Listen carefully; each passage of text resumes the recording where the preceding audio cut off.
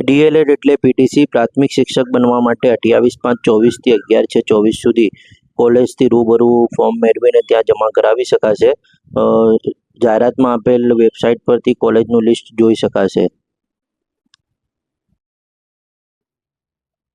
ધોરણ 12 arts, commerce કે science કોઈપણ સ્ટ્રીમ સાથે પાસ થયા પછી તમે ડીએલએડ, જેનું જૂનું નામ છે પીટીસી, તમે ડીએલએડમાં ડાયરેક્ટ પ્રવેશ મેળવી શકો છો.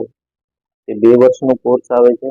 2 વર્ષના ડીએલએડ કર્યા પછી આપણે ટેટ 1ની રાજ્ય સરકારની પરીક્ષા પાસ કરવી પડે.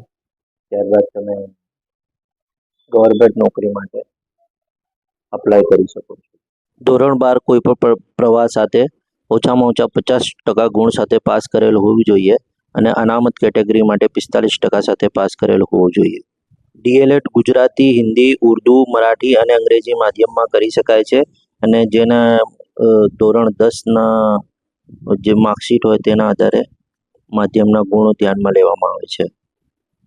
વય મર્યાદાની વાત કરીએ તો 1/7/24 સુધી 24 વર્ષથી વધુ ઉંમર ન હોવી જોઈએ અને અનામત કેટેગરી માટે 5 વર્ષની છૂટછાટ આપવામાં આવે છે.